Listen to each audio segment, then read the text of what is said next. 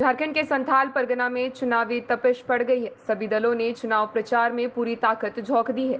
इसी कड़ी में आज आजसू पार्टी के सुप्रीमो सुदेश महतो ने जामताड़ा यज्ञ मैदान में चुनावी सभा को संबोधित किया और भाजपा प्रत्याशी सीता सोरेन के पक्ष में लोगों से वोट मांगा। बता दें, चुनावी सभा को संबोधित करते हुए आज आजसू सुप्रीमो ने जेएमएम और कांग्रेस पर जमकर हमला बोला। उन्होंने कहा कि झारखंड मुक्ति मोर्चा की राजनीतिक जनजातीय पुष्टिकरण की ओर आगे बढ़ चुकी है। वहीं उन्होंने कहा कि कांग्रेस ने 55 साल तक एक पूरे वर्ग और समुदाय को खड़ा होने नहीं दिया। तुष्टीकरण की राजनीति में उस वर्ग को प्रत्यक्ष रूप से सक्रिय राजनीति दृष्टिकोण से दूर रखा। नहीं और समर्पण नहीं है।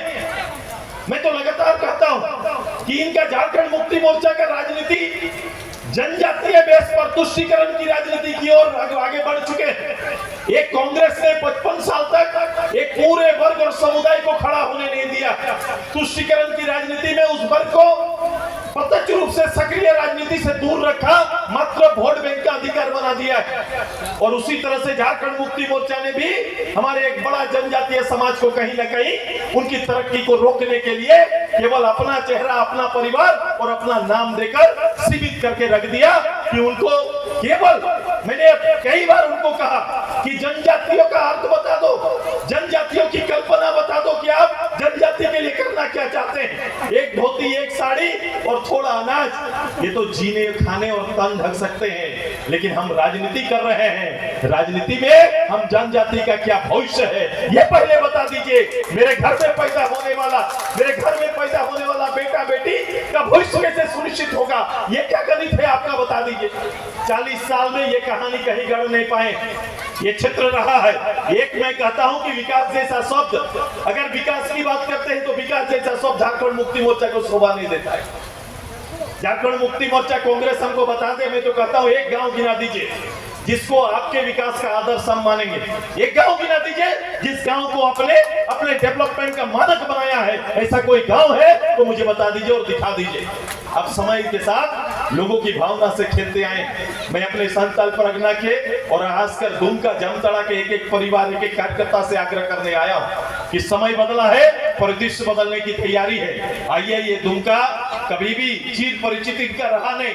दुमका के लोगों ने समय समय पर जवाब देने का काम किया है। आइए, उसी परिवार का जिसने इस परिपाटी को त्याग किया है, जिस परिवार ने झारखंड के लिए लड़ा है, उस परिवार की बहू आपके सामने आई है और भारतीय जनता पार्टी के प्रत्याशी बनकर आपके बीच में आई। ये आपकी बहू बनकर आई है। ये बहू पूरी दुमका की है और इसको आपको न्याय देना है। मैं तो इसको न्याय कौन देगा? इसको न्याय दुमका का एक परिवार को देना पड़ेगा, क्योंकि जो परिपाटी, मैं ये फॉरेन परिवार का जो गुरुजी का परिवार है, ये गुरुजी के परिवार में वो अपने परिवार को हक अधिकार नहीं दे सकता, तो दूसरे को क्या देंगे, ये देख लीजिए। इस राज्य में किस तरह की सरकार चल रही है, भ्रष्ट और जमीन दलाल, और इस राज्य में क्या चलेगा, यही चल रहा है। पूरे जोर शोर से चल रहा है जेल भरो अभियान, और एक के बाद एक जो नेता मंत्री हैं वो कहाँ दिखने के लिए मिल रहे हैं? कोटवार जेल में।